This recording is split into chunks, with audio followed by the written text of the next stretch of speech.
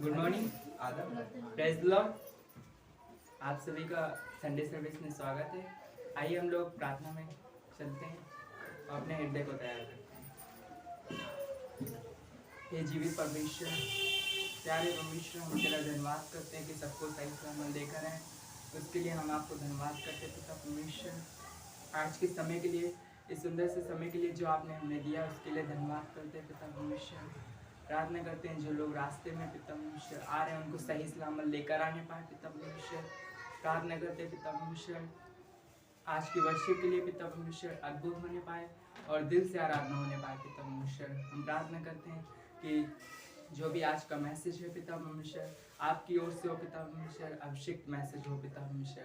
लोग उसको सुनकर उस पर चलने वाले बने पिता परमेश्वर। प्रार्थना करते हैं आप अपने पिता परमेश्वर वचनों से उनको दिल में छूना पिता परमेश्वर। प्रार्थना करते हैं पिता परमेश्वर, सारे डिस्टर्बेंस की जितनी भी आत्मा है पिता परमेश्वर, आप दूर करना पिता परमेश्वर। हम प्रार्थना करते हैं पिता परमेश्वर, आगे के समय को हम आपके हाथों में देते पिता परमेश्वर। आपकी प्रेजेंस को मांगते पिता परमेश्वर। प्रार्थना करते हैं, सारा आदर सारा हिम्मत आपको देते हैं, यीशु मसीह के नाम से मांगते हैं, आमीन। Good morning, praise the Lord. आज की संडे सर्विस में आप सभी का स्वागत है। आइए हम परमेश्वर की आराधना को करेंगे और कुछ गीतों को गाएंगे। आराधना में है छुटकारा, आराधना में है चंगाई, आराधना में है छुटकारा, आराधना में है चंगाई। शरीर प्राण आत्मा में शांति आनंद देता है, जान से भी प्यारा प्रभु। शरीर प्राण आत्मा में शांति आनंद देता है, जान से भी प्यारा प्रभु। प्रार्थना करे, आराधना करे, वो अच्छा है, कितना भला है। हालेलुया। प्रार्थना करे, आराधना करे, वो अच्छा है, कितना भला है। छुटकारा पाए हमेशा, हालेलुया। छुटकारा पाए हमेशा, छुटकारा पाए हमेशा, हालेलुया। छुटकारा पाए हमेशा। आपको मिलेगा, ढूंढोगे तो पाओगे। मांगोगे तो मिलेगा, ढूंढोगे तो पाओगे। खटखटाओ खुलेगा, स्वर्ग की आशीष पाओ तुम उससे रही। खटखटाओ खुलेगा, स्वर्ग की आशीष पाओ तुम उससे रही। प्रार्थना करे, आराधना करे, वो अच्छा है, कितना भला है। प्रार्थना करे, आराधना करे, वो अच्छा है, कितना भला है। छुटकारा पाए हमेशा, हालेलुया। छुटकारा पाए हमेशा, छुटकारा पाए हमेशा, हालेलुया। छुटकारा पाए हमेशा। प्रार्थना करो निरंतर, प्रार्थना करो विश्वास से, प्रार्थना करो निरंतर, प्रार्थना करो विश्वास से। जल्दी जल्दी प्रार्थना, विश्वास की प्रार्थना, खोलती है सारे बंधन। जल्दी जल्दी प्रार्थना, विश्वास की प्रार्थना, खोलती है सारे बंधन। प्रार्थना करे, आराधना करे, वो अच्छा है, कितना भला है। हालेलुया। प्रार्थना करे, आराधना करे, वो अच्छा है, कितना भला है। छुटकारा पाए हमेशा, हालेलुया।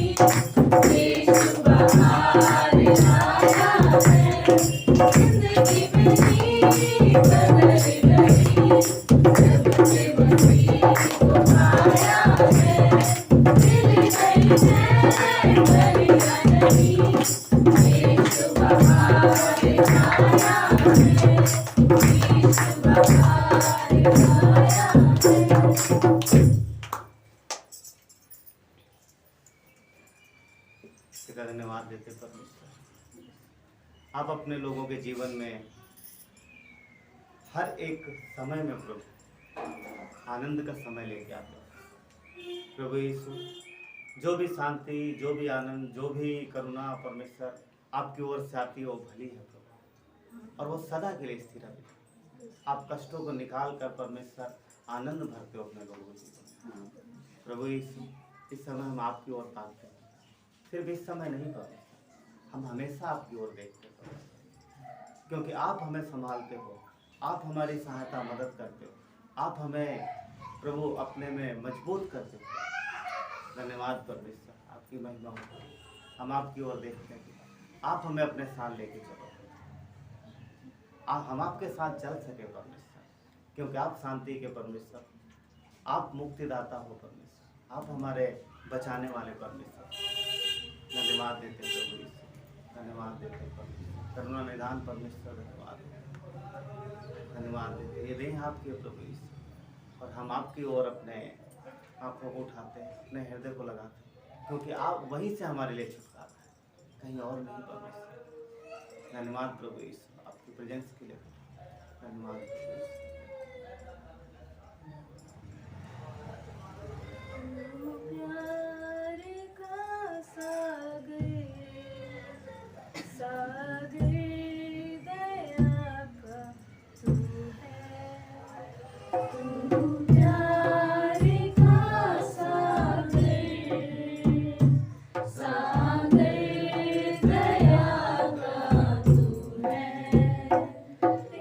प्यार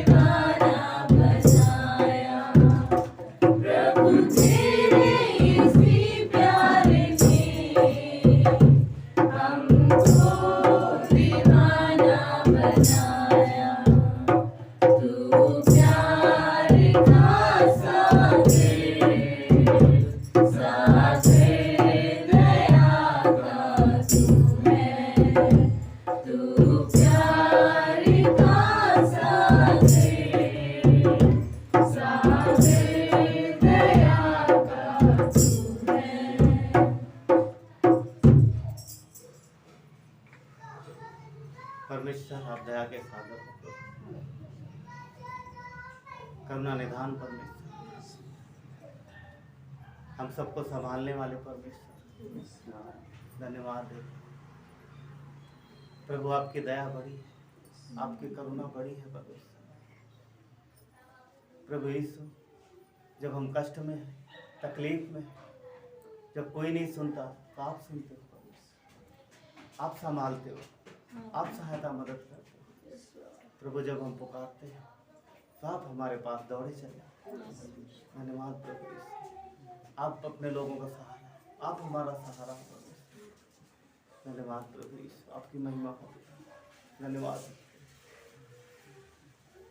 हम अपने हाथों को आपकी ओर उठाते हैं परमेश्वर, आपको प्रेस देते हैं, आपको महिमा देते हैं, क्योंकि आप महिमा के लिए। धन्यवाद प्रभु यीशु, इसलिए हम आपकी स्तुति करते हैं परमेश्वर, इसलिए हम आपकी वंदना करते हैं, इसलिए हम आपके नाम को ऊंचा उठाते हैं परमेश्वर। धन्यवाद देते हैं प्रभु यीशु, धन्यवाद। मुक्ति दिलाए यीशु नाम, शांति दिलाए यीशु नाम, मुक्ति दिलाए यीशु नाम, शांति दिलाए यीशु नाम। यीशु दया का बहता सागर, यीशु दया का बहता सागर, यीशु है दाता महान, यीशु है दाता महान। मुक्ति दिलाए यीशु नाम, शांति दिलाए यीशु नाम, मुक्ति दिलाए यीशु नाम, शांति दिलाए यीशु नाम। चरनी में तूने जन्म लिया यीशु, चरनी में तूने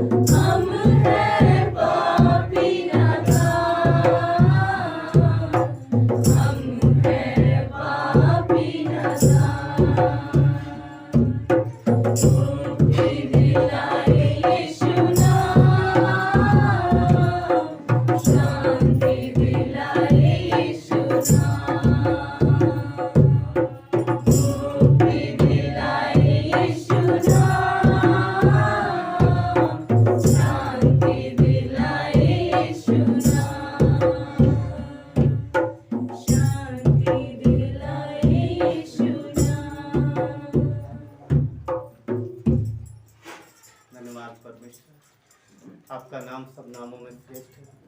प्रभु हम आप में शांति पाते हैं, हम आप में सुरक्षा पाते हैं प्रभु, और प्रभु हम आप में आनंदित होते हैं।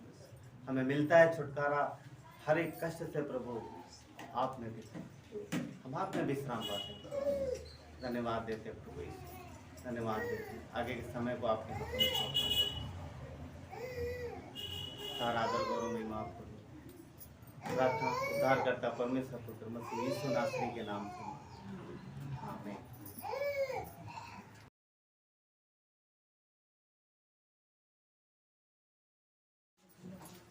तूने किया खाली अपने आप को, छोड़ी सारी महिमा,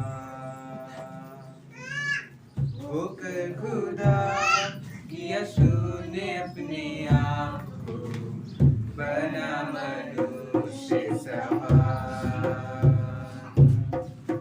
तूने किया खाली अपने आप को, छोड़ी सारी महिमा,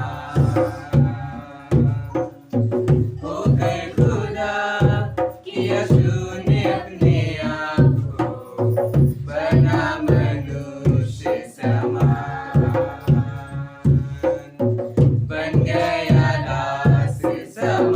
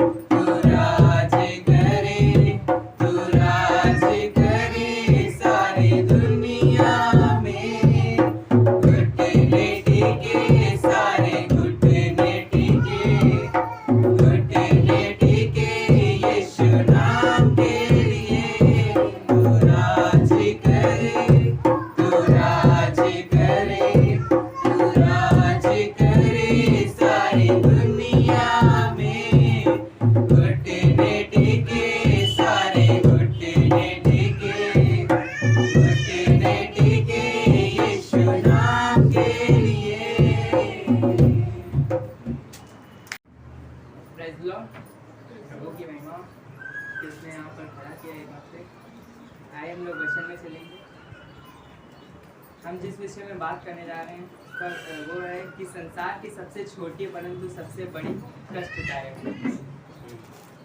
आप वचन पढ़ेंगे भजन संहिता 34 का 13। भजन संहिता 34 का 13।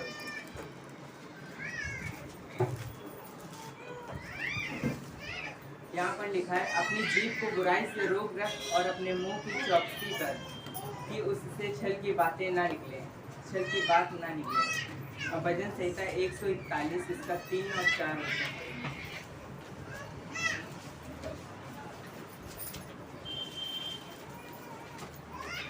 भजन संहिता 141 इसका 3 और 4 वचन।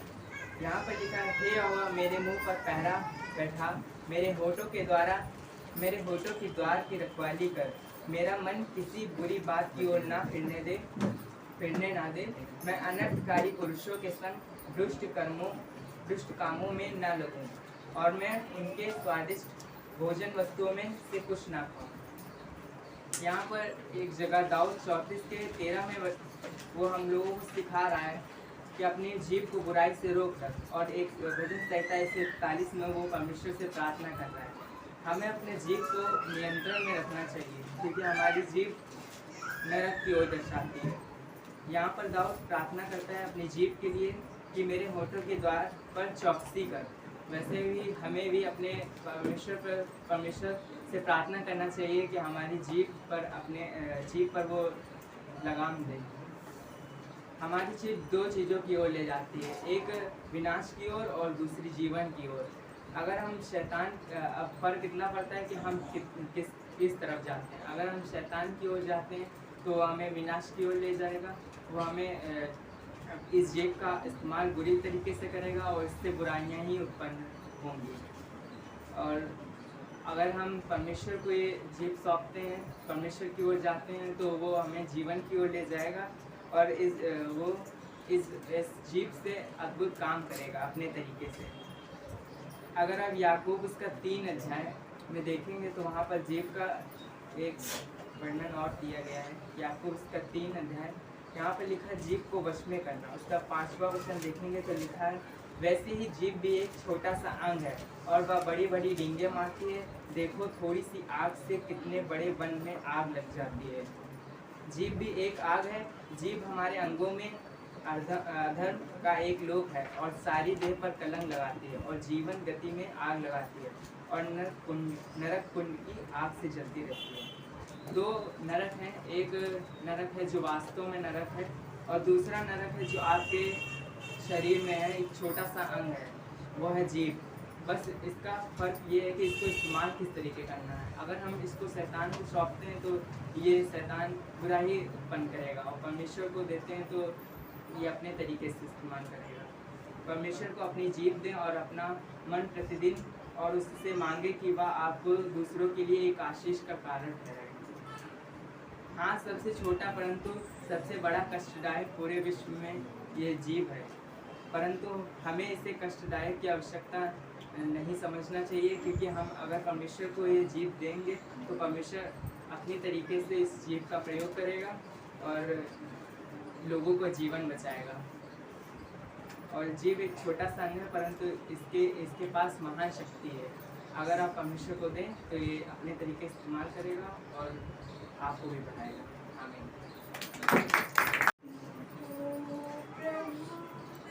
जीना चाहता हूँ, करुणा का जल मैं पीना चाहता हूँ। ओ प्रभु मैं जीना चाहता हूँ, करुणा का जल मैं पीना चाहता हूँ। तेरे हाथों से प्रभु, तेरे हाथों से, तेरे हाथों से प्रभु, तेरे हाथों से। जीना चाहता हूँ, करुणा का जल मैं पीना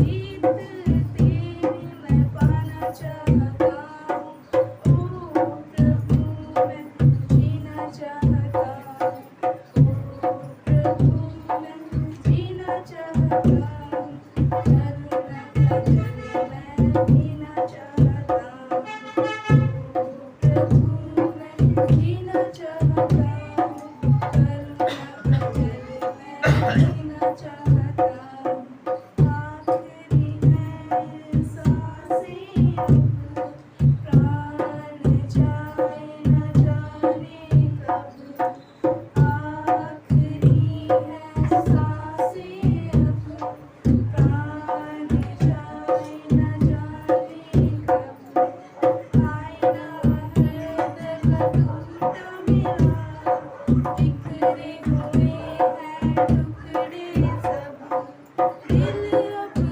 तुझे देना चाहता, ओ प्रभु मैं जीना चाहता, ओ प्रभु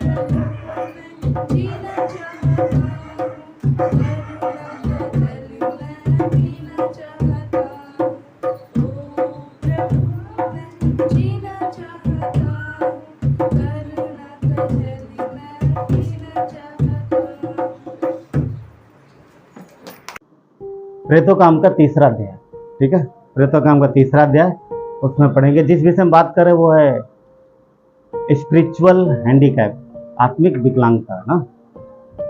तो प्रेतोकाम का तीसरा अध्याय 1 से आगे जाएंगे, सब हैं, ठीक है। मैं पढ़ता हूँ आप लोगों के लिए, आप साथ में रह सकते हैं।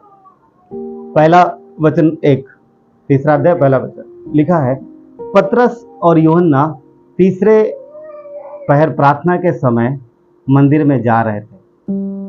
ये तीसरे पहर में कौन जा रहा? पतरस और यूहन्ना परमेश्वर के भवन में जा रहे हैं। वचन 2, लोग एक जन्म से लंगड़े को ला रहे थे, जिसको वो प्रतिदिन मंदिर के द्वार पर, जो सुंदर कहलाता है, बैठा देते थे कि वो मंदिर में आने जाने वालों से भीख मांगे। ठीक है, यहाँ पर एक व्यक्ति है जो विकलांग है, लोग उसको उठा के लाते हैं और परमेश्वर के भवन के बाहर उसको बिठा देते हैं। किस लिए? वो भीख मांगे। विकलांग है, वो कुछ कर नहीं सकता, इसलिए वो भीख मांगने के लिए उसे वहां पर बिठा देते हैं उसके परिवार वाले। आगे देखते हैं। जब उसने पतरस और यूहन्ना को मंदिर में जाते देखा तो उसने उनसे भीख मांगी, क्योंकि उसका काम वही था, जो भी निकलते थे लोग उनसे भीख मांगता था। पैर नहीं है उसके पास, हाँ भीख मांग रहा हो, ठीक है। और जन्म से है, ये बाद में एक्सीडेंटल नहीं हुआ है, कोई बीमारी की वजह से नहीं हुआ, पोलियो वाला नहीं है, ये पैदाइशी विकलांग पैदा हुआ, ठीक है। अब यहाँ पर क्या देखते हैं कि तीसरे अध्याय में क्या देख रहा कि आने जाने वालों से भीख मांगता है। तो पतरस और यूहन्ना भी उधर से निकले। ये कौन है पतरस और यूहन्ना? कौन है? हाँ ना, आप लोग, अच्छी बात। पतरस और यूहन्ना यीशु के शिष्य हैं। अब ये इनसे उम्मीद कर, वचन 4 कहता है। वचन 3 में उनसे भीख मांगी, वचन 4 में पतरस और यूहन्ना ने क्या कहा? वचन 4, पतरस ने यूहन्ना के साथ उसकी ओर ध्यान से देखकर कहा। किसकी ओर? उस लंगड़े व्यक्ति को बोला, ध्यान से हमारी ओर देख। और उसने उनकी ओर देखा, और क्या देखा? हमारी ओर देख। वचन 5 कहता है, अतः वो उनसे कुछ पाने की आशा रखते हुए उनकी ओर ताकने लगा, उनकी ओर देखने लगा, ध्यान से देखने लगा। वचन 6 देखिए, तब पतरस ने कहा, जब उसने देखा कि मेरी ओर ध्यान से देख रहा। यहाँ पर एक बात है, ध्यान से सुनिए, कुछ बात है। हमें ध्यान से देखना यानी ध्यान देना जरूरी है, क्योंकि जब ध्यान नहीं देंगे तो हम कई चीजें सुनने और समझ नहीं पाते क्योंकि अगर परमेश्वर कुछ देना चाह रहा है और हमारा फोकस कहीं और है, ध्यान कहीं और है, तो प्राप्त कर पाना मुश्किल है। वचन 6 देखिए, तब पतरस ने कहा। कब कहा? जब उनकी तरफ ध्यान से देख रहा था। तब पतरस ने क्या बोला? सोना चांदी तो मेरे पास नहीं है। उसे उम्मीद किस चीज की थी? कुछ मिलेगा, क्योंकि भीख मांग रहा था। अब देखो यहाँ पर जिस चीज वो जो मांग रहा है, इससे अलग कुछ बात हो रही है। क्या हो रहा? कहता सोना चांदी तो मेरे पास नहीं है, और उसे चाहिए क्या था? यही चाहिए था, सोना चांदी यानी पैसे चाहिए थे उसको। मगर क्या कह रहा? परंतु जो मेरे पास है वो मैं तुझे देता हूं। क्या था उनके पास? यीशु की सामर्थ, यीशु का पावर। क्या था? उन्होंने कहा, यीशु नासरी के नाम से चल फिर, ये है मेरे पास। पतरस और यूहन्ना ने बोला, ये है मेरे पास, यीशु नासरी के नाम से चल फिर। वचन 7 कहता है, उसने उसका दाहिना हाथ पकड़कर उसे उठाया और तुरंत उसके पांव के टखनों में बल आ गया और वो उछल कर खड़ा हो गया और चलने फिरने लगा। आप देख रहे हैं, पहले पतरस ने क्या बोला था? 2 बातें उसको करने के लिए बोली। किसको? उस व्यक्ति को। पहला, मेरी ओर ध्यान से देख, और उसने ध्यान से देखा। फिर पतरस ने भी ध्यान से देखा। आत्मा ने अगुवाई किया, इसको बोल, ये ठीक होगा। तो पहला काम उसको ध्यान से देखने के लिए बोला, और दूसरा काम चल खड़ा हो, और उसने उसे सहारा दिया और वो वहीं खड़ा हो गया। वचन लिखा है कि उछलने कूदने लगा और उसके पैरों में बल आ गया। और आगे कहता है, और चलता और कूदता और परमेश्वर की स्तुति करता हुआ उनके साथ मंदिर में गया। वचन 9, तब सब लोगों ने उसे चलते फिरते और परमेश्वर की स्तुति करते देखा। देखकर उसको पहचान लिया कि ये वही है जो मंदिर के सुंदर फाटक पर बैठकर भीख मांगा करता था। और उस घटना से जो उसके साथ हुई थी, वो बहुत अचंभित हुए और चकित हुए और परमेश्वर की महिमा की। राइट, चलिए प्रार्थना करते हैं। परमेश्वर, धन्यवाद देते हैं आपकी कृपा और दया के लिए प्रभु यीशु। मनुष्यों के जीवन में तकलीफ है, परेशानी है पिता, परंतु आप जानते हो, बस आप एक ही बात चाहते हो कि ध्यान से आपकी ओर देखें, आपकी ओर ध्यान लगाएं। वो व्यक्ति बहुत समय से वहां पर बैठा था, परंतु जब पतरस और यूहन्ना ने बोला मेरी तरफ ध्यान से देख, उसने ध्यान दिया और उसे चंगाई मिली। प्रभु, यहाँ पर भी कई सारे लोग हैं जिन्हें इस चंगाई की आवश्यकता है। कईयों को शरीर की चंगाई की आवश्यकता है, कईयों को आत्मा की चंगाई की आवश्यकता है। प्रभु यीशु, आज हम आपसे सारी मंडली को आपके पास लेके आते हैं, और प्रभु यीशु आपकी ओर इनको रखते हैं परमेश्वर। और पिता, मांगते हैं कि आज ये अपने जीवन में आत्मिक और शारीरिक दोनों चंगाई पा सके जो आपकी ओर से आती है, क्योंकि असंभव को संभव आप करते हो, कोई और नहीं करता, सिर्फ आप और कोई नहीं। धन्यवाद करते, क्योंकि आपने अपने बच्चों को पूर्ण छुटकारा दिया, आधा अधूरा नहीं, पूर्ण छुटकारा दिया। प्रभु यीशु, इस मंडली को आपके हाथों में सौंपते हैं और इस संदेश को आपके हाथों में सौंपते हैं। आपकी ओर से परमेश्वर छुटकारा लेके आए प्रभु लोगों के जीवन में पिता, मैं इसे प्रार्थना करते परमेश्वर, धन्यवाद देते, सारा आदर गौरव महिमा आपको देते। प्रार्थना विनती उद्धार करता परमेश्वर पुत्र यीशु मसीह नासरी के नाम से, आमीन। आप बैठ सकते हैं।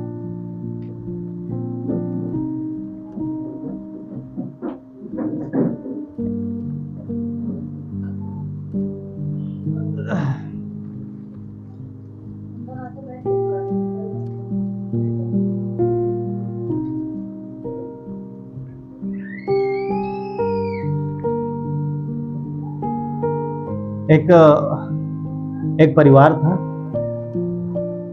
था, बहुत सुंदर परिवार था। पति पत्नी और बच्चे थे। हाँ, पति पत्नी और बच्चे थे। परिवार का जो मुखिया था वो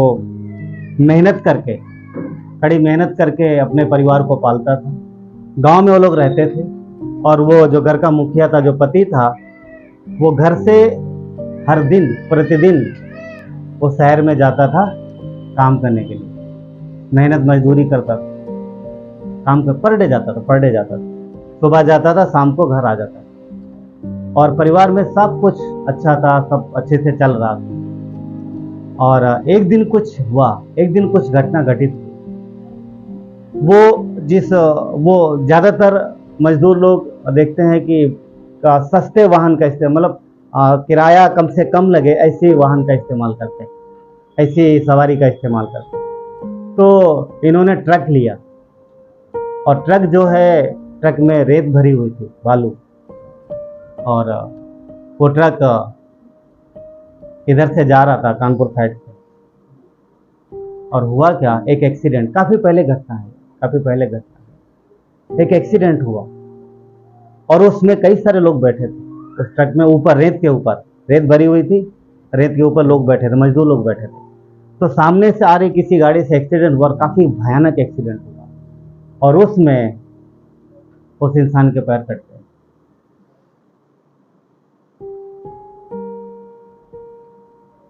ठीक हुआ, हॉस्पिटल में ठीक हो गया घर, परंतु अब उसके परिवार में समस्या आ गई कि कौन परिवार को संभालेगा, और जो चीज़ें परिवार की आर्थिक ज़रूरत जो है वो कैसे पूरी होगी।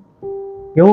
क्योंकि यही पर्सन था जो परिवार को संभाल रहा था, परिवार का पालन पोषण कर रहा था। पहले ठीक था, वो सब कुछ अच्छा चल रहा था, सब अच्छे से कर रहा था, मगर जैसे एक्सीडेंट हुआ, उसके पैर कटे, उसके बाद वो घर पे बैठ गया। अब वो काम नहीं कर सकता।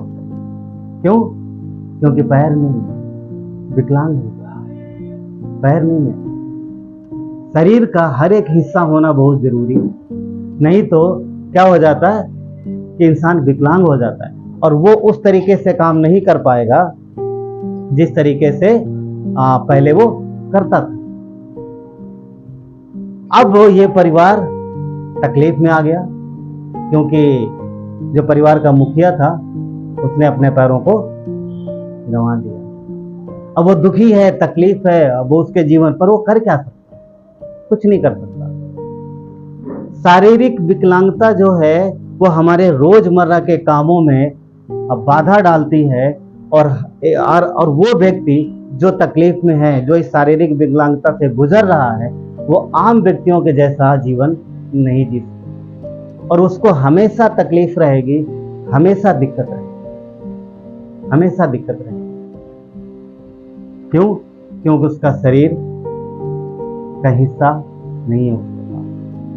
तो जिस तरीके से शारीरिक विकलांगता हमारे जीवन के कार्यों में बाधा पहुंचाती है, चाह के भी वो इंसान चीजें नहीं कर सकता है, इसी तरीके से आत्मिक विकलांगता भी होती है जहां पर मनुष्य परमेश्वर के साथ अच्छे से चल नहीं चल सकता। क्यों? क्योंकि शरीर तो उसका ठीक है, वो पूरा फिट दिख रहा, पर स्पिरिचुअली विकलांग है, वो परमेश्वर के वचन के साथ चल नहीं सकता। क्यों? क्योंकि आत्मा में वो मजबूत नहीं है, वो विकलांग है। जिस तरीके से शारीरिक विकलांग व्यक्ति अच्छे से नहीं चल सकता, एक अच्छे इंसान के साथ नहीं चल सकता, नहीं दौड़ सकता, उसी तरीके से जो स्पिरिचुअल में विकलांग है वो भी एक आत्मिक में मजबूत व्यक्ति के साथ नहीं चल पाए। दोनों में फर्क होगा। जब आमने सामने बातचीत होगी तो जो विकलांग है वो बैठा रहेगा, मतलब वो कुछ नहीं बोल पाए, कुछ नहीं कर पाएगा, उसके जीवन से वचन उस तरीके से नहीं आएंगे, उसके जीवन से उस तरीके कार्य प्रकट नहीं होंगे। तो इसलिए कि विकलांगता जो है वो अच्छी नहीं है, तो हमें शरीर के साथ साथ आत्मा में भी विकलांग नहीं होना। अभी हम लोगों ने जो भाग पढ़ा, अभी हम लोगों ने जो हिस्सा पढ़ा, उसमें हम लोगों ने क्या देखा? एक व्यक्ति है, वो भी शरीर से विकलांग है, उसके भी दोनों पैर नहीं है। थोड़ी देर के लिए अपने मन में आप चित्र बना सकते हो, ये जन्म से विकलांग पैदा हुआ, जन्म से इसके पैर नहीं है, बॉर्न हुआ तो भी नहीं। खैर, जब बच्चा जन्म लेता है तो वैसे भी नहीं खड़ा हो पाता है, मगर 6 महीने बाद, 1 साल बाद वो चलने लगता है, 2 साल बाद वो दौड़ने लगता है। परंतु ये क्या 1 साल, क्या 2 साल, क्या 10 साल, क्या 15 साल, क्या 20 साल, ये कभी चला ही नहीं। इसे हर चीज के लिए हाथ तो है इसके पास, पर कहीं आने जाने के लिए इसे मदद की आवश्यकता पड़ती है। अब सोचो कितने लोग पार्टियों में जाते होंगे और जब इसको जाना होता हो तो कैसे जाता होगा? कोई न कोई उठा के ले जाता हो। बहुत कष्टदायक जीवन, बहुत तकलीफदायक जीवन। और ये व्यक्ति है कहां पर पता? ये व्यक्ति वही यरूशलेम में कहीं आसपास है। अब ये कुछ कर नहीं सकता। आज के टाइम में बहुत सारे स्मार्ट वर्क आ गए ना, कि एक विकलांग आदमी भी अगर कुर्सी पे बिठा दो, पढ़ा लिखा तो कंप्यूटर पर बहुत कुछ कर सकता है और एक स्वस्थ आदमी जैसा कमा सकता है। मगर उस समय जब ये घटना है, उस समय ऐसे कोई काम नहीं था। हार्ड वर्क था, सबको मेहनत करनी पड़ती, चलना फिरना पड़ता था। इस हिसाब से व्यक्ति बेकार था और ये सिर्फ एक ही काम कर सकता था। क्या कर सकता था? भीख मांग सकता था। तो इसके परिवार वालों ने क्या किया? इसे उठा करके बिठा देते थे। कहां पर? परमेश्वर के भवन में एक फाटक है जिसको जो सुंदर कहलाता है, तो नाम, वहां पर बिठा देते थे। और जो भी उधर से आ रहा वो सबकी तरफ देख रहा, इनसे कुछ मिलेगा, इनसे कुछ मिलेगा, इनसे कुछ मिलेगा।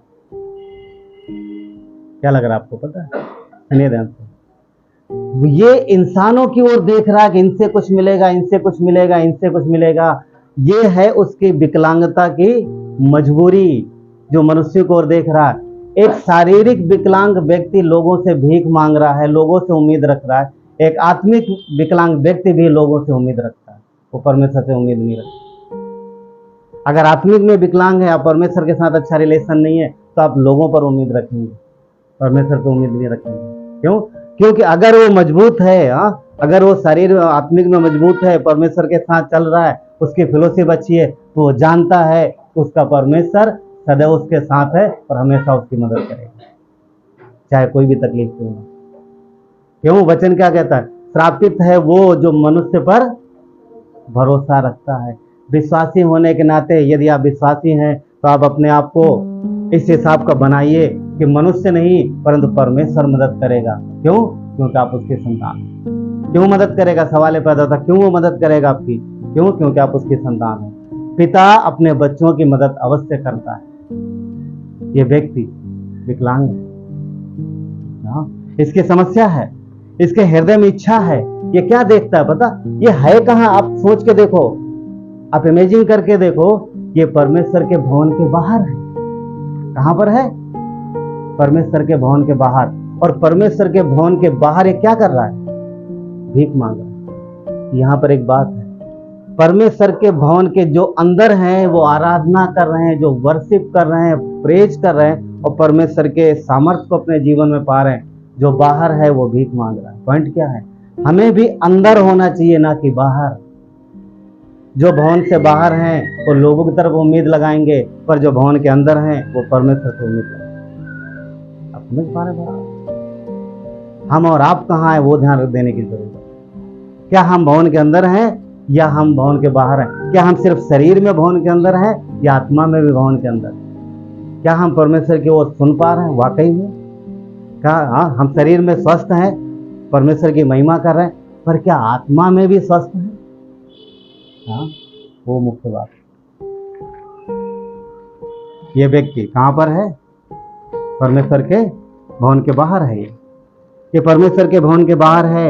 ये लोगों को आते जाते देखता है, आते जाते देखता है। लोग जाते हैं, प्रेज करते हैं, परमेश्वर की महिमा करते हैं, आवाजें सुनता है। ये विश्वासी व्यक्ति है। एक विश्वासी परिवार, एक यहूदी परिवार में पैदा हुआ है, जो बचपन से अपने सच्चे परमेश्वर को जानता है, पर ये कभी भी आज तक परमेश्वर के भवन के अंदर नहीं गया। क्यों? क्योंकि व्यवस्था के अनुसार लंगड़े अपंग व्यक्ति अंदर नहीं जाता, इसलिए उसको नहीं जा, वो चाह के भी नहीं जा सकता, क्योंकि उस समय व्यवस्था थी, उसमें नियम था कि अपंग व्यक्ति को जा नहीं सकता अंदर, इसलिए वो बाहर है। पर ये अपने मन में प्रार्थना करता होगा, प्रभु मुझे मेरी मदद कर, मुझे आना है वहां, मुझे आना है, प्रभु मेरी मदद करो। वर्षों की प्रार्थना, वर्षों की कहते हैं ना, प्रार्थना रंग लाती है। हमारी प्रार्थना का उत्तर आता है। अगर आप प्रार्थना कर रहे हो और आपके प्रार्थना का उत्तर नहीं मिला तो लगातार कंटिन्यू बने रहिए। ये व्यक्ति जब से बैठाया गया होगा तब से लेके आज तक प्रार्थना कर रहा होगा, प्रभु मुझे अंदर आना है, मुझे आना है भवन में, मुझे तेरी महिमा करना, मुझे प्रेज करना है। वर्षों की प्रार्थना जो इसने की लगातार, एक दिन उत्तर आया, एक दिन उत्तर आया। परमेश्वर ने पतरस और योना को भेजा, पतरस है और योना को भेजा। ये प्रार्थना कर रहा था इसके पहले कि प्रभु मुझे एक मौका दे, मुझे चंगाई दे। मैंने देखा है कि तूने अनेक लोगों को चंगाई दी, तेरे भवन में कितने लोग आते और चंगाई पाके जाते। मैं वर्षों से यहाँ बैठा हूँ, मुझे चंगाई दे, मुझे चंगाई दे। अगर तू मुझे चंगाई देगा तो मैं सदा तेरे पीछे रहूंगा, मैं सदा तेरे पीछे चलूंगा। अच्छा, वैसे ये प्रार्थना हम लोग भी करते हैं, ऐसी प्रार्थना विश्वासी भी करते हैं। प्रभु मुझे चंगाई दो, प्रभु मेरे बच्चे को चंगाई दो, प्रभु मेरे जीवन में ये कार्य करो, प्रभु मुझे नौकरी दो, प्रभु मेरे कितनी सारी प्रार्थना करते। अगर आप ये करते हो तो मैं हमेशा आपके साथ हूँ। करते विश्वासी होने नाते हम लोग ऐसी प्रार्थना करते हैं। मगर कई बार जब प्रार्थनाएं पूरी हो जाती हैं तो फिर की हुई प्रार्थनाएं भी हम लोग भूल जाते कई बार। एक परिवार था, बेरोजगार थे, काफी दिक्कतें थी परिवार में, काफी दिक्कतें चल रही थी परिवार। प्रभु में आते थे और बहुत मजबूती से बढ़ने लगे, आना शुरू किया, बहुत मजबूती से बढ़ने लगे। पति पत्नी बच्चे सब आते, पूरे परिवार के साथ आते और कहते थे कि प्रार्थना करिए ताकि कुछ काम मिले, कुछ नौकरी मिले। और कलीसिया ने उनके लिए प्रार्थना की और प्रार्थना की गई और परमेश्वर ने एक अच्छी नौकरी दी उनके पति को, अच्छी नौकरी मिल गई। अब देखिए नौकरी मिल गई, मगर 2 हफ्ते बाद पति कलीसिया में नहीं है। क्यों? जॉब है ना, काम पे जाना है। पत्नी है, बच्चे आ रहे हैं, पत्नी बच्चे आ रहे हैं। थोड़े समय के बाद में 6 महीना साल भर बाद क्या हुआ कि पत्नी भी बीच बीच में गैप होने लगा। तो एक दिन 1-2 वीक बाद पत्नी आई तो पूछा, पास्टर ने पूछा या फिर लोगों ने पूछा कि अरे आते नहीं हो आजकल, क्या कहाँ हो? तो पता है क्या बोलते हैं, अरे क्या करें, आने तो मन करता है, मगर हमारे जो वो अपने पति की बात कर रहा, बोलते वो आते हैं और कभी कभी उनके दोस्त बैठ जाते हैं, लोग शनिवार को पीने खाने लगते हैं और उसमें देर हो जाती है। और सवेरे वो बोलते हैं मुझे ये, वो देर से उठते, मुझे नाश्ता बनाए बिना जाना नहीं, ये सारी चीजें, तो उनमें हम भी फंस जाते हैं। धीरे धीरे समझ पा रहे, धीरे धीरे गैप होना शुरू हो गया, कम हो गया। 1-2 साल बाद अचानक एक दिन क्या हुआ कि उनका पति भी आया साथ में। सब खुश हो गए, अरे वाह आज तो पूरा परिवार आया, पति भी आया साथ में।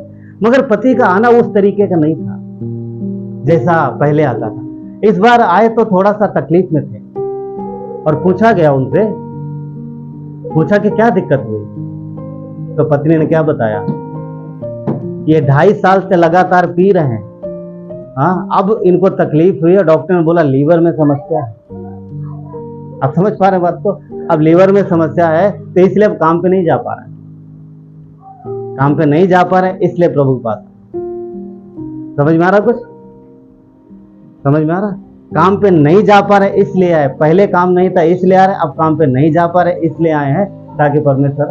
पॉइंट क्या बोलने का, बोलने का मतलब यह है परमेश्वर चाहता है कि हम हर परिस्थिति में उसके साथ बने रहें।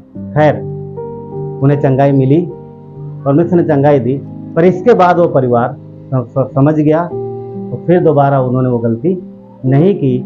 उन्होंने वो संडे का जॉब छोड़ा, मतलब वो बोला कि हम जो मर्जी हो जाए पर हम संडे को नहीं आ पाएंगे। फिर उसके बाद परिवार सुधर गया और परिवार में काफी बदलाव हुआ, परमेश्वर के साथ चले। प्रार्थना हम लोग करते हैं कि प्रभु मेरे जीवन में तकलीफ दूर करो और हम बने रहें। परमेश्वर करता अनुग्रहकारी है, परमेश्वर अनुग्रह देता है और वो तकलीफ दूर करता है। मगर कई बार हम उन चीजों में खो जाते हैं, जैसे ये परिवार खो गया। और बुराई, क्योंकि प्रभु से दूर, पैसा आ रहा, बुराई आ गई, बुराई अंदर आई, तकलीफ आ गई। और तकलीफ जब आई, अच्छी बात है कि आए परमेश्वर के पास, प्रभु ने से चंगाई दी। और उससे अच्छी बात पता है क्या, कि वो समझ गए कि मेरा छुटकारा कहाँ पर है और हमें आशीष कहाँ है। बहुत बार पता है क्या होता है, कई बार हमारा जो मन है, हम लोग फैमिलियर हो जाते हैं। कई बार फैमिलियर मतलब अरे ठीक है ना, कई बार कदम नहीं लेते, छोटी छोटी चीजों में फंस जाते हैं। एक लेडी थी, सुनो एक और कहानी। एक लेडी थी, बहुत विश्वास में मजबूत थी, ऐसा लगता था वो विश्वास में बहुत मजबूत। एक दिन वो नहीं आए सभा में। वो सभा शाम को लगती थी, एक्चुअली शाम को होती, मॉर्निंग सभा नहीं थी, शाम की थी, तो नहीं आया सभा में। ठीक है कोई बात नहीं। अगले हफ्ते वो भी नहीं आए, 3 हफ्ते हो गए लगातार नहीं। तो कुछ लोग घर गए उनके, अरे क्या हो गया, काहे नहीं आ रहे? बोलते रहे आने का तो मन करता है, मगर मेरे टीवी सीरियल का टाइम बदल गया है, वो उसी समय आता है। अब समझ पा, आता है तो जरूर, मगर करे क्या, ये मेरा सीरियल उसी समय आता है। समझ पा रहे, एक टाइप के विश्वास है। ऐसा विश्वास, अब सोचो ना कि एक सिर्फ टेलीविजन के सीरियल के लिए उन्होंने संगति छोड़ दी और तब तक 6-7 महीने वो नहीं आई। क्या ये फेद है, क्या ये विश्वास है कि हम कुछ त्याग, टीवी सीरियल नहीं छोड़ सकते, छोटी छोटी चीजें नहीं छोड़ सकते। नहीं भाई आज अगर मैं मेहमान आ गए इसलिए हम आज नहीं जाएंगे। अरे मेहमान को भी लाओ ना, उसमें भी तो उद्धार की जरूरत है। वो आप स्वर्ग जाओगे, वो नर्क जाएगा, काहे की रिश्तेदारी। यहाँ थोड़े देर के समय में, बाद में छूट जाएंगे, हमेशा के लिए बिछड़ जाएंगे।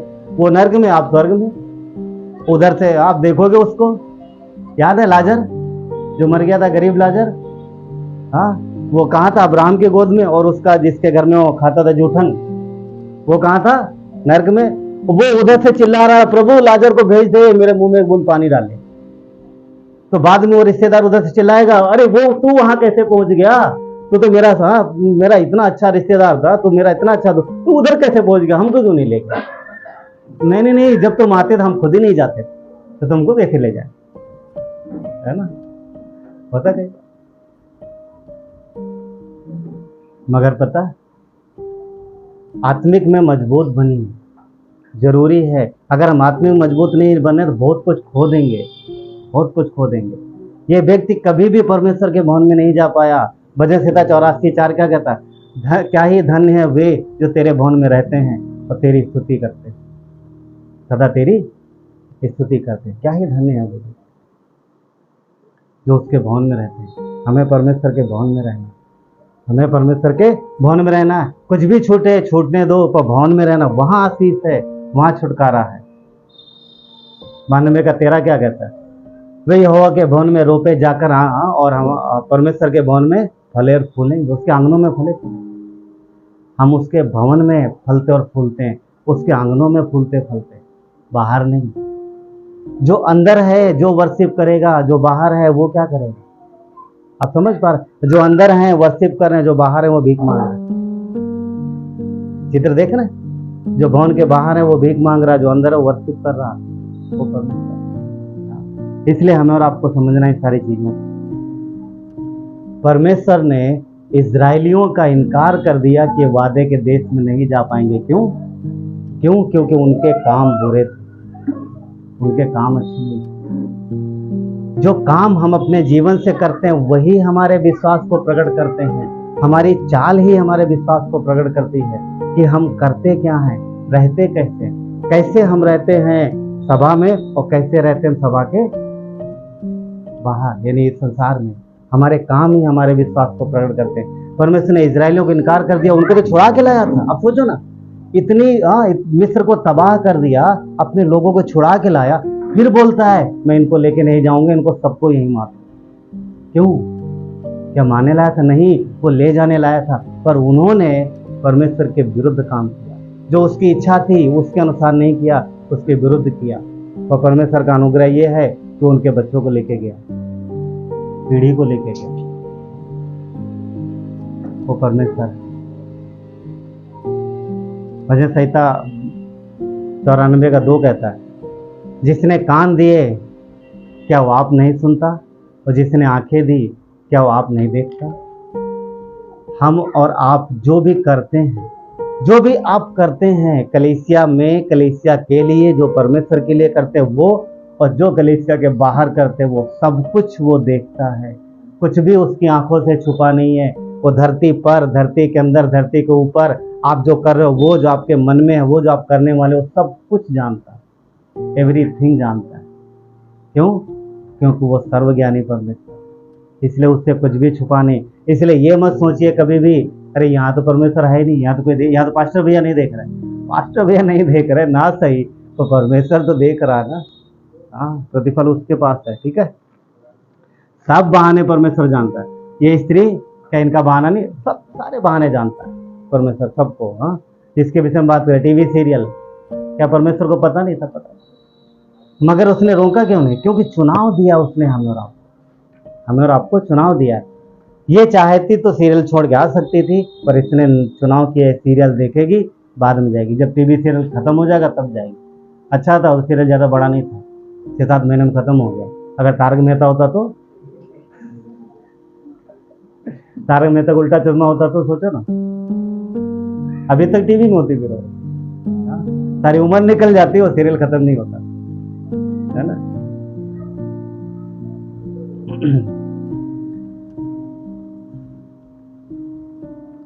सारे बहाने परमेश्वर हमारे, उसके सामने कोई बहाना नहीं चलता। पर धन्य है वे जो उसके भवन में आते हैं। वो व्यक्ति मजबूर है, वो व्यक्ति मजबूर है, वो आ नहीं सकता, पर उसके दिल में इच्छा है, उसके दिल में बहुत इच्छा है कि वो जाए। पर नियम था उस समय कि कोई भी व्यक्ति जा नहीं सकता, लंगड़ा, लूला, विकलांग, इस तरीके के व्यक्ति नहीं जा सकता। पर उसके इच्छा थी कि वो संपूर्ण मन से परमेश्वर के पीछे चले, संपूर्ण मन से परमेश्वर के पीछे चले। यही इच्छा हमारे और आपकी भी होनी चाहिए। ऐसी इच्छा हमारी आपकी होनी चाहिए। आज हमारे पास कोई मजबूरी नहीं है, आज चाहे जैसा शरीर का कोई भी कैसा भी व्यक्ति हो आ सकता है अंदर। क्यों? मसीह में वो नियम खत्म हो गए, यीशु में वो नियम पूरे हो गए। आज लंगड़ा हो, लूला हो, एक आंख का हो, दोनों आंख वाले सभी हैं, एक आंख का हो, दोनों आंखें ना हो, हाँ एक फेफड़ा हो, आधा ना, एक हो एक ना हो, जैसा भी हो कैसा भी हो, सब आ सकते, सब आ सकते, दांत का बिना दांत के भी, हाँ सब आ। कहने मतलब यह है कि सब आ सकते हैं, बाल वाले भी बिना बाल वाले भी सब आ सकते हैं। क्यों? क्योंकि परमेश्वर ने साफ के लिए दरवाजे खोल दिए। आज कोई ये नहीं कह सकता कि नहीं नहीं नहीं काश मुझे भी जाने का मौका मिलता, नहीं, आ सकते हो आप, चाहे जैसे हो। क्यों? यीशु ने सारे पापों का दाम चुका दिया, हमारे शारीरिक विकलांगता, आत्मिक जितने भी बुराई थे सबका दाम चुकाया उसने, और हम सबको अंदर ले लिया। यीशु के क्रूस पर मारे जाने, गाड़े जाने से, उसके जी उठने से हमें छुटकारा मिला और हम उसमें बचाए गए, हम उसके बचाए गए। रूत का निर्णय कैसा था? सबने पढ़ा रूत को? रूत का निर्णय कैसा था? उसने निर्णय लिया कि चाहे जो मर्जी हो जाए अपनी सास को नहीं छोड़ेगी, उसके पीछे पीछे चलेगी। अच्छा निर्णय था। आज लोग बोलते हैं, आज बहुएं क्या बोलती, चाहे जो हो जाए, चाहे जो करना पड़े, हम इनके साथ कतई नहीं रहेंगे, सास के साथ नहीं रहेंगे। रूत बोलती है चाहे जो हो जाए हम सास को छोड़ेंगे नहीं। आज लोग क्या बोलते हैं, चाहे जो मर्जी हो जाए, चाहे हम इनके साथ कभी भी नहीं रह सकते। यही हो रहा दुनिया में, है ना? मगर उसने तकलीफ उठाई, कष्ट उठाया और अपनी सास के पीछे गई। क्यों? क्योंकि उसकी सास उसके आत्मिक गुरु, उसके पाश्चात्य एक तरीके से गई। उसने उसको छोड़ा नहीं, वो समझ गई थी कि इसके पास क्या है, इसके पास धन नहीं है, इसके पास दौलत नहीं है, पर इसके पास वो दौलत है जो धन दौलत से बड़ी है। पतरस और यूहन्ना ने क्या बोला? मेरे पास सोना और चांदी नहीं है, पर मेरे पास जो है वो मैं तुझे देता हूं। उसके पास क्या थी? परमेश्वर की सामर्थ, और उसने उसे दिया और वो चंगाई पाया। जो परमेश्वर देता है वो धन दौलत से बड़ा है, उन सारी चीजों से ज्यादा है। इस व्यक्ति को चंगाई मिली, पूरी तरीके से चंगा हो गया, उसकी मजबूरी छूट गई, उसकी अपंगता जो शरीर से विकलांगता छूट गई, उसकी तकलीफ निकल गई। क्यों? क्योंकि उसने यीशु के ऊपर विश्वास किया और जो उन्होंने बोला, पतरस और यूहन्ना ने, वो उसने किया और उसे छुटकारा मिला। और छुटकारा मिलने के बाद चलो थोड़ी देर के लिए चलते हम लोग प्रेरितों के काम के 3 अध्याय में, यदि आप हैं वहां पर, ठीक है, एक वचन पढ़ते हैं।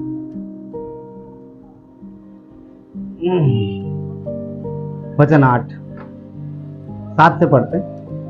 7 कहता है, और उसने उनका दाहिना हाथ पकड़कर उठाया और तुरंत उसके टखनों में बल आ गया। और वचन 8 कहता है, वो उछल कर खड़ा हो गया और चलने फिरने लगा। जन्म से विकलांग था, कभी भी उसने चलना क्या होता उसे पता ही नहीं, चलना क्या होता उसे पता ही नहीं। अगर आपसे पूछा जाए आप उड़ने का फीलिंग्स बता सकते? हाँ, उड़ने का, चिड़िया उड़ती आकाश में, मस्त। आपको पूछा जाए ये कैसे उड़ते आकाश में, बता सकते? नहीं बता सकते। क्यों? क्योंकि हम उड़े नहीं कभी उस तरीके से। हाँ, झूले में बैठे थोड़ा बहुत ऐसे होता है इंसान, मगर वो हवा में उड़ना था वो पक्षियों को पता है, क्योंकि उनके पास वो क्षमता है, वो उड़ सकते हैं। हाँ, हम चलने का अनुभव बता सकते हैं, हम दौड़ने का अनुभव बता सकते हैं, मगर ये व्यक्ति को पता ही नहीं था कि चलना होता क्या। वो चलते हुए देखता था पर चलने का अनुभव नहीं था उसके पास। इसकी मजबूरी समझिए, हमेशा उसको कोई ना कोई चाहिए जो इससे कहीं ना कहीं लेके जाए। मगर आज वो दिन आया, आज वो दिन आया, उसे सोना चांदी नहीं, और उसे उससे बढ़ के चीज मिली। क्या मिली? चंगाई। वचन क्या कहता है कि वो खड़ा हो गया। वचन 8, उछल कर खड़ा हो गया, चलने फिरने लगा, और चलते फिरते और कूदता परमेश्वर की स्तुति करते हुए उसके भवन में गया। क्या लिखा है? परमेश्वर की स्तुति करते हुए कहाँ गया? उसके भवन में। सबसे पहले उसने क्या निर्णय लिया? अपने माता पिता से नहीं मिलेगा, अपनी पत्नी के पास नहीं जाएगा, वो कहाँ जाएगा? परमेश्वर के भवन में। जैसे ही उसे चंगाई मिली, उछलता कूदता हुआ परमेश्वर के भवन में गया। कितनी अच्छी बात है ना। उसके दिल में था कि मुझे उसके भवन में जाना है, क्योंकि वर्षों से बाहर बैठा था, अंदर के वो जाने की बहुत इच्छा थी पर मौका नहीं मिला था। परमेश्वर ने उसकी इच्छा देखी और लंबी प्रार्थना का उत्तर आया, और आज वो परमेश्वर के भवन में। निराश मत होइए अगर प्रार्थना का उत्तर देर में आ रहा है तो विश्वास में बने रहिए। 100% परमेश्वर प्रार्थना सुनता है और उत्तर देता है, आएगा उत्तर। हाँ? इसलिए बने रहिए। सारी विकलांगता ठीक हो गई, वो आनंद से उछलते हुए गया परमेश्वर के भवन में और महिमा की। और बाकियों ने देखा, किसने देखा? जो उसे रोज भीख देते थे, जो उसे रोज भीख देते थे। ये ले, ऐसा भीख, लोग भीख देते कैसे? एहसान करते, 5 रुपया 10 रुपया देते, ऐसा लगता है एहसान करते। और ये कैसे लेता होगा, सोचो ना।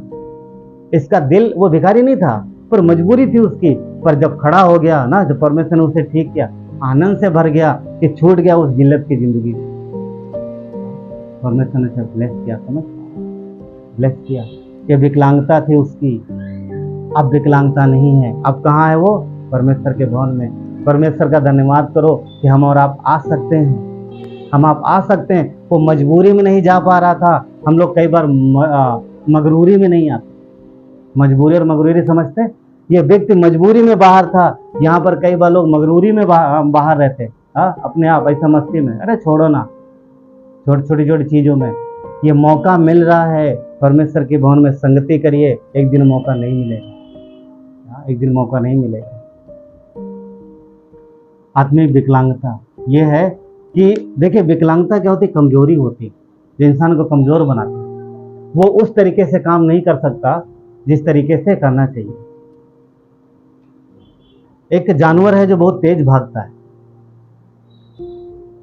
बता सकते कौन है? कोई बोला कुछ? हाँ, जोर से बोलो। चीता? नहीं, इसी ने चीता बोला। अफकोर्स हिरन। हाँ ठीक है, 2 जानवरों का नाम लिया गया, हिरन और चीता। आपको पता है कि चीता कितने तेज भागता है? 120 किलोमीटर प्रति घंटे की स्पीड में। ये चीता की स्पीड भागने की। और हिरन का नाम दिया। हिरन पता है कितने स्पीड में भागता है? 60 किलोमीटर। एक 120 में दौड़ रहा है, एक 60 में दौड़ रहा है। और सोचो, हिरन और चीता की रेस लगती है और हिरन आगे निकल जाता है। नहीं समझे? नहीं समझ में आ रहा? वो 120 में भाग रहा है, 120 की स्पीड में, और हिरन भागता है 60 की स्पीड में। दोनों की रेस लगती है और हिरन पछाड़ देता है और चीता पीछे रह जाता है, हिरन आगे निकल जाता है। तो इसका मीनिंग पता है क्या है? वो भी जवान तंदुरुस्त चीता, हाँ, वो पीछे रह जाता है। तो समस्या पता है क्या है? क्यों पीछे रहा? कोई न कोई उसको फिजिकल तकलीफ है, कोई न कोई उससे शारीरिक तकलीफ है, जो अपनी नेचुरल स्पीड में भाग नहीं पा रहा। क्यों? क्योंकि हिरन तो 120 में भागेगा नहीं, हिरन तो 60 में ही भागेगा, क्योंकि उसको उतना ही भागना आता है। पर ये धीरे हुआ, ये 40 में भागा, ये 30 की स्पीड में भागा, क्योंकि इसके शरीर में कुछ तकलीफ है, शरीर में दिक्कत, वो भाग नहीं सकता उससे। और हिरन ने उसे पछाड़ दिया। अब वो हिरन को पकड़ने के लिए जा रहा था, वो खाएगा, शिकार करेगा, पर हिरन उसके आगे निकल गया। पॉइंट क्या बोलने का? अगर शारीरिक विकलांगता है तो हमारी स्पीड को कम करती। हिरन को वो शिकार नहीं मिला, उसे वो भूखा रह गया। क्यों? क्योंकि उसको दिक्कत, सॉरी चीते को, तो हिरन बच गया। पॉइंट मेरा बोलने का मतलब ये है कि शारीरिक विकलांगता हमारी स्पीड को कम करती है, इसी तरीके से हमारी आत्मिक विकलांगता भी हमारी स्पीड को कम करती है।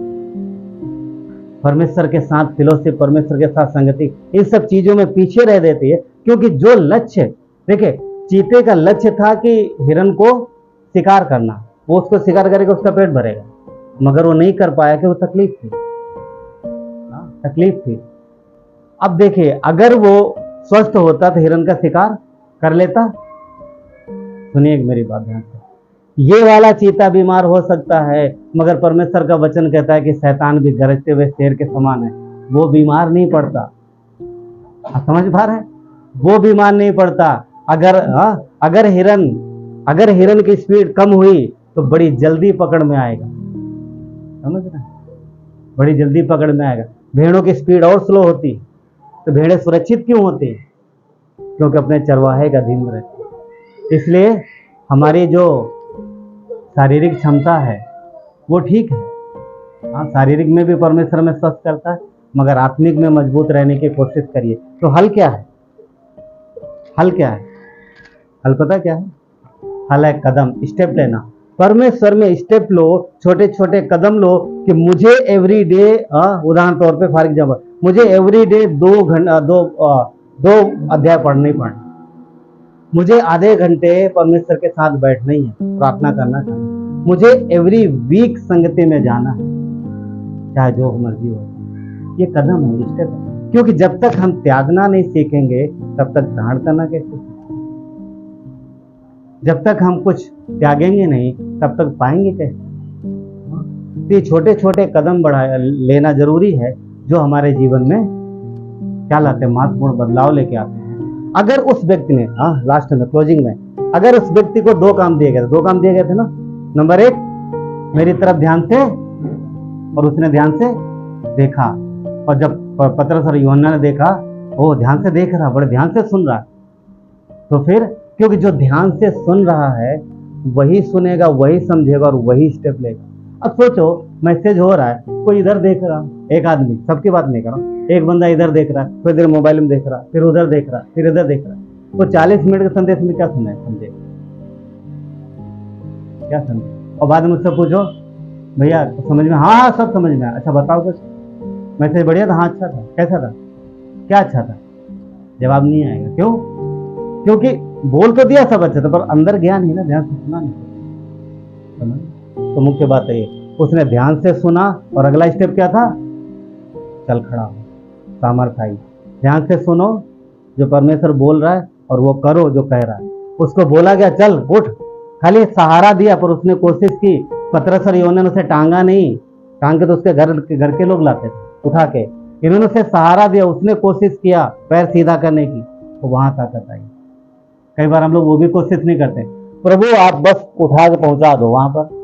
अरे नहीं, कोशिश तो करो, पैर तो सीधा करो। वो उठा रहा ना, नहीं, आप ही पैर भी सीधा कर दो, तो बोलेगा फिर मैं चलाऊं भी।